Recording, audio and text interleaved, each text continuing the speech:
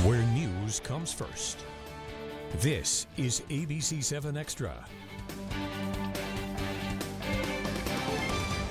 Welcome to ABC-7 Extra Sunday. Good evening, everyone. I'm Mark Ross. Next Saturday marks the 5th anniversary of the darkest day in El Paso's history. As we continue to remember the victims of the August 3rd, 2019 Cielo Vista Walmart mass shooting, tonight on ABC-7 Extra, we're looking forward. How our city and our people continue to heal, the resources still available to those affected by the violence, and the steps the city's first responders are taking to be ready should we ever have another mass casualty event. Joining me tonight are Eric Pearson, President and CEO of the El Paso Community Foundation, Alberto Ruiz, the Assistant Director of the El Paso United Family Resiliency Center, and Mario D'Agostino, Deputy City Manager of Public Safety and Support Services for the City of El Paso. And we'll speak with Eric and Alberto later in the show. First of all, Mario, thank you so much for coming on Extra tonight. Thank you for having me. Let's start out. Talk about the response on August 3rd, 2019. How did it begin and how did it escalate? On August 3rd, the call came in. We had police officers on scene within minutes. Fire crews were right behind them. It rapidly escalated. We are a tight-knit community in public safety. We talk about El Paso being an urban island, so we're by ourselves, so we take care of ourselves. And with that, we've got a large response from across all agencies to come in and assist. So it was police, it was fire, it was DPS. it was railroad police, it was everyone responded. Border Patrol, we had a large response. We had our private ambulances go ahead and respond because they knew it was going to tax the resources in the city, and everyone wanted to do their part to take care of our community. And I guess it just started out as a call about a shooting at Walmart, and you would have thought, okay, it was probably just one individual that has happened in the parking lot, but then you realize suddenly it's a mass casualty event.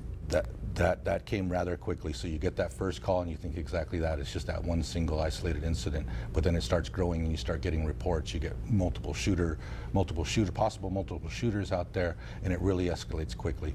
The response teams did an amazing job responding. They were quick, they were reactive, they got in there and they isolated the incident rather quickly. As we know what happened, what transpired, he was captured rather quickly right in the immediate area, but the crews going in there didn't know what they were going to confront, and they didn't stop anyways. They still went in and they did their best to save as many lives as they could.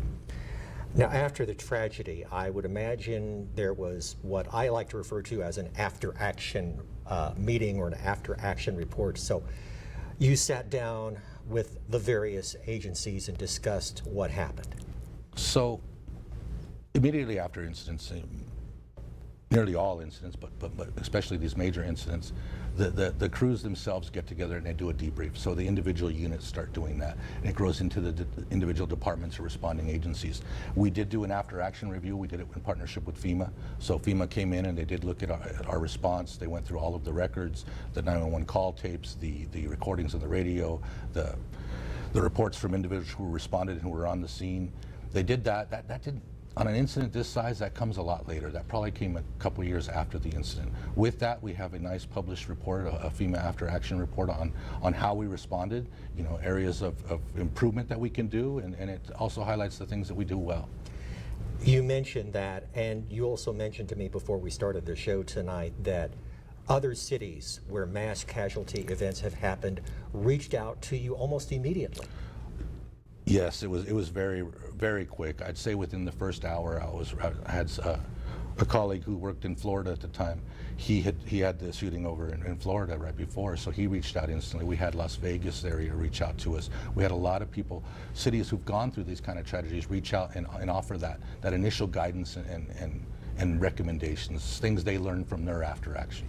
And you said this is a club that no one wants to join. That's exactly it. We plan, we prepare, we try and anticipate what possible things could happen, and so you're always preparing for that, but you don't want to see it happen. And when it does happen, it's one of those things is you take that same guidance that you got and you reach out immediately and you start offering. And so we've talked to many cities. Unfortunately, this tragedies continue. Right. And so we reach out and we'll give them our guidance the best we can. So you, in fact, reached out to the folks in Midland, Odessa when their mass shooting happened. That is correct. Yeah, we were in communication with them rather quickly. What advice, if you will, can you offer to other city managers and other city emergency responders when it comes to something like this? You know, it's preparedness. It's being ready. It's planning. It's you know, you got to have exercises. You have to practice what you're going to do. You have to plan for those scenarios. You have to maintain that. But most important is realizing that life is precious, and it's not going to just affect the individual who got harmed. It's their family. It's those around them. Those who have to witness it on TV. It's our first responders going in, having to work those scenes. It's the hospital workers. It affects the entire community. And so with that, be prepared for that long haul. I believe one of your guests here tonight is going to talk about that resiliency center. Yes. And that is still being utilized today. And it's anniversaries that bring that memory back to our community, and it affects some more than others. And so they need to have those resources. You got anniversaries, you have court appearances. Those are the things that really brings it back into the community. So just look at that long-term aspect. The response portion is a very quick part of it. The impact it leaves on a community is unfortunately long and painful. Deputy City Manager Mario D'Agostino, thank you so much for coming on Extra tonight. Thank you, sir. Now, here are some of the scheduled events as we approach the 5th anniversary of August 3rd. The City of El Paso invites you to Unite with Light. Light your front porch or windows with orange lights each night starting at 8:30 p.m. and do that through next Saturday to honor the victims of the August 3rd mass shooting. Various landmarks and buildings will also be illuminated orange, including the public art sculpture on I-10 at Airway, the public art near the Abraham Chavez Theater, landscaping, walking path, and terminal at the El Paso International Airport, and the Blue Flame building downtown. Now, beginning tomorrow through Friday, August 2nd, City Hall will have a display set up outside of council chambers to honor the 23 victims of the Walmart mass shooting. And Live Active El Paso will be hosting 2 sound bath meditations in collaboration with the United Way of El Paso. These will be held Tuesday, July 30th from 6 to 7:30 p.m. at the Pat O'Rourke Recreation Center. That's at 901 North Virginia. And then on Thursday, August 1st from 6 to 7:30 p.m. at the Sylvia Carrion Community Center. That's at 709 Lomita Drive off Lomaland Drive. A third community sound bath is scheduled for Saturday, August 3rd from 8 to 9 a.m. at the County Healing Garden at Escalante Park. Participants will be guided through an immersive meditation experience using sound and vibrations. You should bring a water bottle, yoga mat or blanket, and wear comfortable, lightweight clothing if you're going to participate. And sunscreen is highly recommended. For a complete list of events, go to our website at kvia.com. You're watching ABC-7 Extra Sunday. We'll be right back.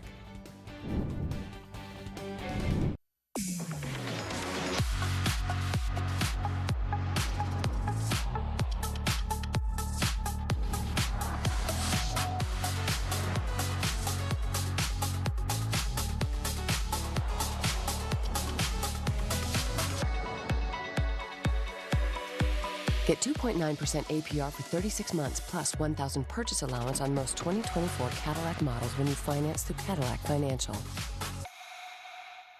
Watch Smart Money Thursday on ABC-7 at 4 with Myro Capital Management. You'll learn how to save money the right way and make better decisions to set you and your family up for financial success. Smart Money Thursday on ABC-7 at 4, sponsored by Myro Capital Management. Welcome back to Top Golf. I'm Birdie Baker. And I'm Chaz Mulligan. I'm fired up, Chaz. You sure are. We're at Bay 208, where the Ruiz family is enjoying Free 30, a free 30 minutes of golf, weekdays until 5 p.m. when you book a reservation. Did you just say free birdie?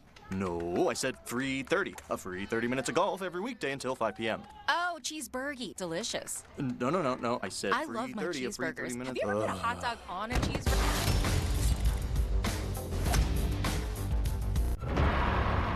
There's DNA. Then there's heavy-duty DNA. HDNA. It's engineered into every aspect of the GMC Sierra HD. With the pulling power to prove it. Tow hitches of the world, prepare for glory. Get 5.9% APR for 84 months on Sierra heavy-duty Denali models. That's almost $7,000 in average finance savings. Can't get to a TV? Stay up to date and watch every ABC-7 newscast wherever you are. Complete coverage of breaking news and accurate, reliable storm track weather streaming live on KVIA.com and the free KVIA News app. Welcome back to ABC-7 Extra Sunday. I'm Mark Ross. Tonight, as we approach the 5th anniversary of the August 3rd Walmart mass shooting, we're now looking at the resilience of our community in response to the tragedy and how local organizations are helping. And I'm joined now by Eric Pearson, the president and CEO of the El Paso Community Foundation. Eric, thank you for coming on. Thank you. Tell me, where were you on August 3rd, 5 years ago, and how did you think the Community Foundation needed to respond? You know, I was backstage at the Plaza Theater. We had Sam Elliott in town. He had El Paso connections. They were having a little family reunion in the green room, and we got word. We walked across to a dressing room and within 20 minutes set up a fund. I called my friends in journalism from CNN, et cetera, and let them know. We let the county judge know. We let the mayor know. We let the city manager know.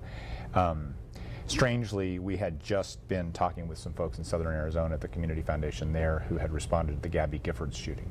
So I called my friend Clint Mabee at the Community Foundation for Southern Arizona, and he said, do this, this, this, and this. And the attorneys for the foundation actually wrote the code on disaster response for community foundations. So we called them, and to avoid community confusion, there were several organizations involved.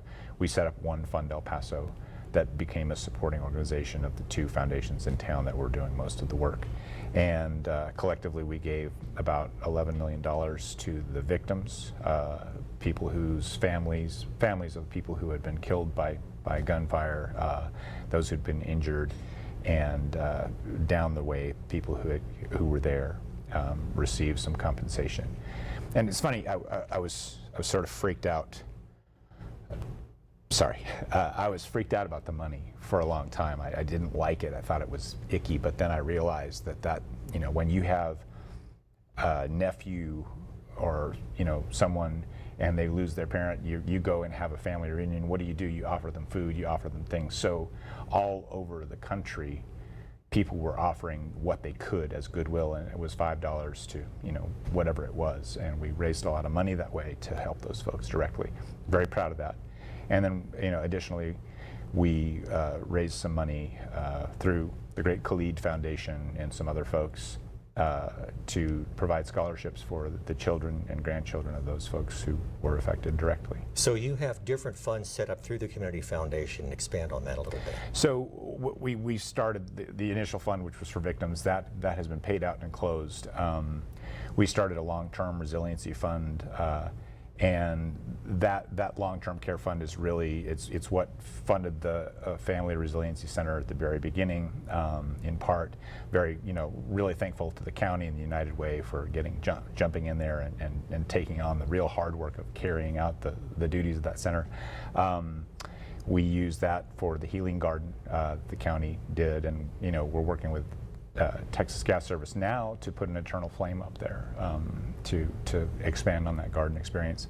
You know, that whole thing, just, it stole our innocence, right? We'd seen that over and over, and we've always loved that our community had been able to avoid that stuff, and suddenly we're caught in that trap, and it was very, very hard. I'll never forget that day, and I know that, you know, hundreds of thousands of people here are a little bit less trusting because of that. And Mario D'Agostino in our last segment just happened to mention that El Paso is a member of a club that you do not want to belong to. No, and unfortunately, you know, it's a club that has a growing number of members, and that's hard to think about. We need to think about gun violence in our country. I don't know how you deal with that, but we're here to respond. The foundation does not want to be a first responder in a situation like this or any other emergency situation, but sometimes we're called to action, and we try to rise up when we need to. And you said that one of the funds, of course, has closed, but there are other funds that are still accepting donations. Yeah, the long-term care fund is the one. You know, the Family Resiliency Center is running low on funds, and Betsy Keller, the county administrator, they're offering all the real estate and making sure that they've offered the offices for that center, the physical center. And she said, we're running low on money. Can you give us some more money to help at least keep that open through the end of the trials? And so that's something we'd like to do is fund, that center so people can go and it's 5 years, and anniversaries are big things, and we want to not only support the victims but all of the people who collectively were affected by that. Eric Pearson, President and CEO of the El Paso Community Foundation, thanks for coming on tonight. Thank you. And here are a few more of the August 3rd remembrances taking place. These will be on Saturday, August 3rd. A public art unveiling taking place Saturday at 9:30 a.m. at Jim Crouch Park. That's formerly Ponder Park, 7500 W.H. Burgess Drive. The ceremony will include remarks from Mayor Oscar Leeser and the Consulate General of Mexico in El Paso, along with the reveal of a public art piece dedicated to the August 3rd victims. It's designed by local artist Albert Tino Ortega. Also on Saturday at 10 a.m., Creative Kids will hold the opening of their Resilient exhibit, which will feature works of art from participants of their Resiliency Art Program, or RAP. The RAP program was created in partnership with the El Paso United Family Resilience Center. In response to the August 3rd tragedy, it provides its participants with powerful capacity-building tools by utilizing the arts to foster self-expression and positive coping skills. And that resiliency exhibit will run through February of next year. The Creative Kids Arts Center is at 504 South San Francisco Street downtown. And then at 6:30 p.m. at the County Healing Arts Garden at Escalante Park, it's the Day of Resilience ceremony. And then for a complete list of events, you can go to our website at kvia.com. Don't go away. ABC-7 Extra Sunday. We'll be right back. Of course, the GMC Terrain offers different drive modes. What about Weekend Warrior mode? Or you don't see that every day mode? How about Out of the Office mode? Or even Are you out of your mind? Mode. Want a mode for everything? Sign and Drive is here. Get this ultra-low mileage lease on this 2024 Terrain SLE for around $379 per month with zero due at signing. See your El Paso Las Cruces GMC dealers.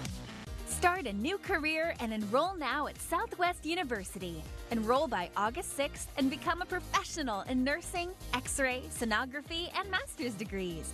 Southwest University offers flexible schedules and short terms for you to finish faster. Be heard at Southwest University today. For more information, visit us at southwestuniversity.edu.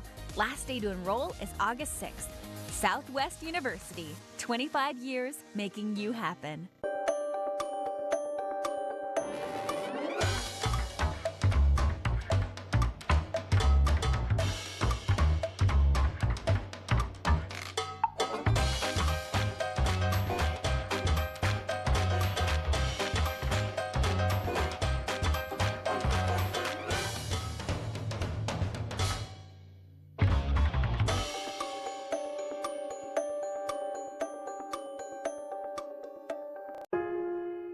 In this world of confusion, information helps create the decisions we make. Without it, the world around us sits still. That's why the people of ABC-7 work hard to uncover, confront, and anticipate how events will impact you.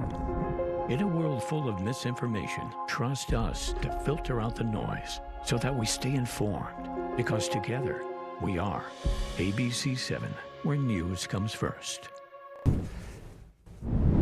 Now, this is ABC-7 Extra Sunday. I'm Mark Ross. Tonight, as we approach the 5th anniversary of the Cielo Vista Walmart shootings, we continue our focus on the resilience of El Paso and how local organizations are helping. I'm joined now by Alberto Ruiz, the Senior Community Resiliency Director for the El Paso United Family Resiliency Center. That's a mouthful. I hope I got all of that in there. Alberto, thank you for coming on tonight. Thanks a lot, Mike.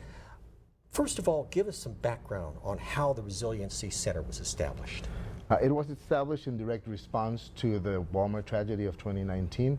We were created 3 months after it happened, and we have been assisting the community with traditional and non-traditional therapies to facilitate the long-term healing of our community. The way we put it is we're trying to help the community heal one El Paso at a time. You talk about traditional and non-traditional healing. Correct. Expand on that. Okay, traditional is your counseling. When you imagine you sit down in a clinical setting talking to someone who has been clinically trained. But there's another approach. There's the non-traditional approach, which it's evidence-based and it has proven to be really helpful, especially for communities where mental health is taboo or is not spoken about, because it requires less disclosure. It includes yoga, meditation. At the center, we offer those two, plus sound baths, art therapy. We offer different types of activities that will help people ground themselves, be at peace, reprocess what they're thinking and what they're feeling in a way that requires less disclosure, less talking, and it makes these services more accessible for people who wish to heal. How many people would you say has the Resiliency Center helped since you all were established? It's in the thousands. Like last time I looked at our numbers, it was over 5,000. So it's more than just the people who were directly affected by August 3rd. Correct. And when it comes to mass violence and mass violence incidents, it's really important to understand that there will be people who are directly affected, who are present, who are family members of victims, but the rippling effects of trauma will affect the entire community. So while we're here to help, of course, the people who were impacted directly, we also have the mission to assist the community heal from secondary trauma before it becomes a public health problem. What is the center doing in connection with the August 3rd anniversary next Saturday? Well, Saturday will be like the pinnacle of 3 months of activities. We started in May with Mental Health Awareness Month. We had a month of healing where we offer different workshops and different educating activities to the community. Right now in July, we're doing our month of unity where we're promoting healing through unity and through kindness. And on August 3rd, there will be activities all day. We will start with a sound bath session open to the public, free of charge. Which we mentioned earlier in the show. And at the park at the Healing Garden. Then there will be the unveiling of a memorial by the city of El Paso. I'm pretty sure they already talked about that as well. That will be at Ponder Park, now Jim Crouch Park, around 9:30. At 10 a.m., Creative Kids, one of our contractors who help us facilitate art classes and art therapy, they will have the grand opening of the RAP exhibit. RAP stands for Resiliency Art Project. And they will present all the pieces that people who were impacted by August 3rd have created during the year. They have that every year. So we have that at 10 a.m. Then started at 6:30 at Ascar at the Park. There will be the official ceremony with the county. There will be the unveiling of a mural. There will be a luminaria exhibit. Like we've been working with the community to collect luminarias that people have designed with El Paso themes, with healing themes. So we will have a display. We have over 1,000 luminarias that the community created. On top of, like, we usually light up the front of the park. It's going to be really meaningful. There will be the reading of the names. There will be some statements and different messages from dignitaries, local and state. So it will be a unifying event. The main purpose is to bring people together and provide them with a safe outlet where they can grieve, but also reflect on the tenacity of our city and how far we've come 5 years after the fact, more united and hopefully more resilient. Alberto, what is the one takeaway you would like people to remember about what August 5th means to you and how the Family Resiliency Center has helped? Well, August 3rd for El Paso, I think, was a watershed moment. Like, we never thought that that would happen to us. And I want to take away, I want the community to take away that even though that happened, it is important to understand that healing is possible, that mental health is important, and that if they feel affected, we're here to help. Alberto Ruiz with the El Paso United Family Resiliency Center. Thank you so much for coming on Extra. Thanks a lot, Mike. My thanks to all of our guests tonight, and thank you for joining us. ABC-7 will have stories in our newscast throughout the week about the 5th anniversary of August 3rd, with special coverage coming up on Saturday. I'm Mark Ross. Stay safe, stay strong. I'll see you next Sunday night. Thank you for watching. ABC-7 News is now available on any of these streaming services, as well as the KVIA News and KVIA Weather and Traffic apps.